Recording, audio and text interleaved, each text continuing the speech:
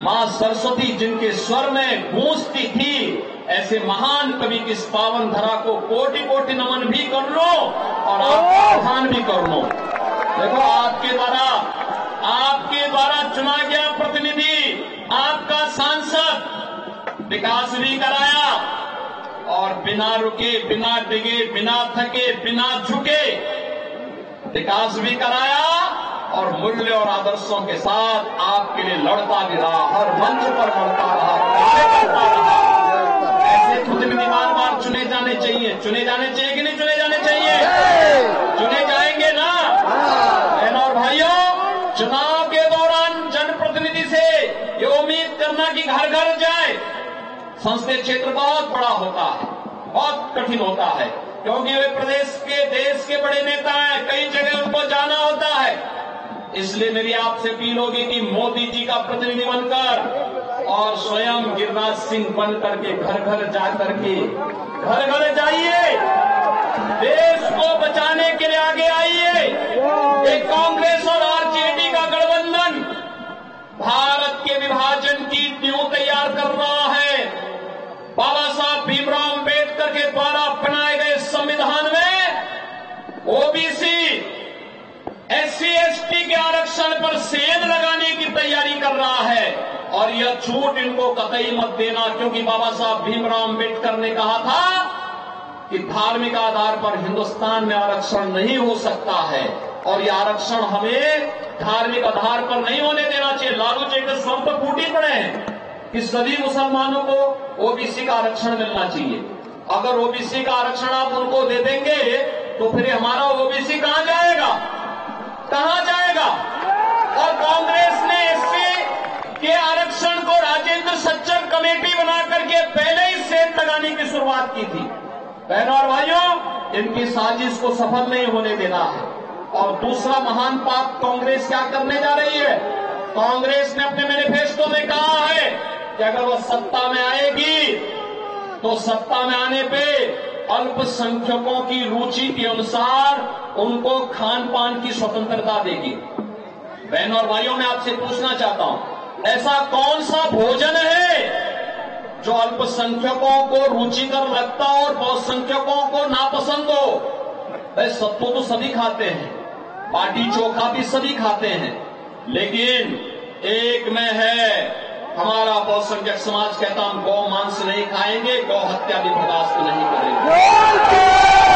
तो स्वीकार करेंगे क्या कांग्रेस की मंशा को? क्या आरजेडी की मंशा स्वीकार होगी? बहनों और भाइयों, नहीं होगी। तो इस पाप के लिए इनको माफ भी मत करना, इनको माफ भी नहीं करना। जो लोग रामद्रोही हैं, जो बाबा साहब भीमराव अम्बेडकर के द्वारा बनाए गए संविधान को धार्मिक आधार पर बांटना चाहते हैं, जिन लोगों ने आपको विकास से वंचित किया, जो लोग बिहार में अराजकता के कारण थे, ये चुनाव उनकी जमानत को जब्त करने का एक माध्यम बनना चाहिए। सहमत है? तो हम आश्वस्त होकर के मैं मोदी जी को बताऊं कि बेगूसराय से गिरिराज सिंह की भारी बहुमत से विजयी जाएंगे ना? सभी लोग सहमत हैं? तो फिर मेरे साथ बोलेंगे भारत माता की, भारत माता की, भारत माता की जय श्री राम, जय जय श्री राम।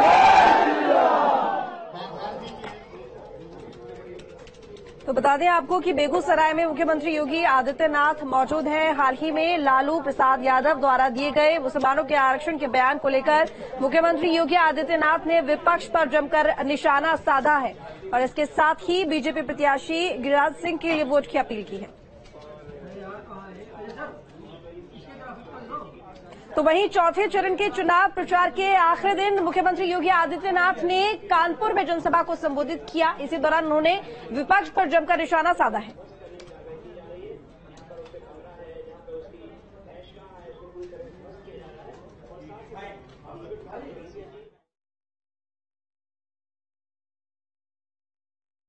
ये नया भारत है, छेड़ता नहीं है, लेकिन कोई छेड़ता है तो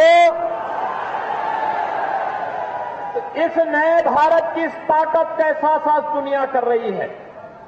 और इसलिए बहनों और भाइयों, आज जब दुनिया के अंदर हमारा सम्मान बढ़ा है, सीमाएं सुरक्षित हुई हैं, विकास के नए नए कार्य हो रहे हैं, और कानपुर को तो क्या कहना, हाईवे भी, एक्सप्रेसवे से भी और मेट्रो की सुविधा के साथ साथ डिफेंस कॉरिडोर की सुविधा भी आपको यहां प्राप्त हुई है।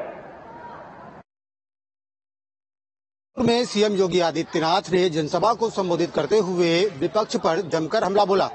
उन्होंने विपक्ष को घेरते हुए कहा कि कांग्रेस सरकार के दौर में आतंकवाद को बढ़ावा दिया जाता था।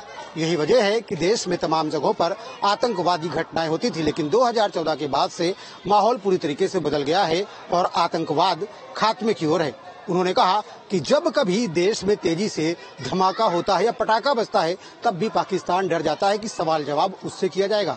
वहीं उन्होंने राम मंदिर के मुद्दे को भी बड़े जोरदार तरीके से उठाया और उन्होंने कहा कि कांग्रेस राम और कृष्ण के अस्तित्व पर ही सवाल खड़ा करती थी, जबकि बीजेपी सरकार ने राम मंदिर का निर्माण कराया। उन्होंने कहा कि आपको चुनना है कि आपको राम भक्त का चुनाव करना है या रामद्रोही का चुनाव करना है। इसके साथ ही उन्होंने बीजेपी सरकार में कानपुर में कराए गए विकास कामों को भी गिनाया।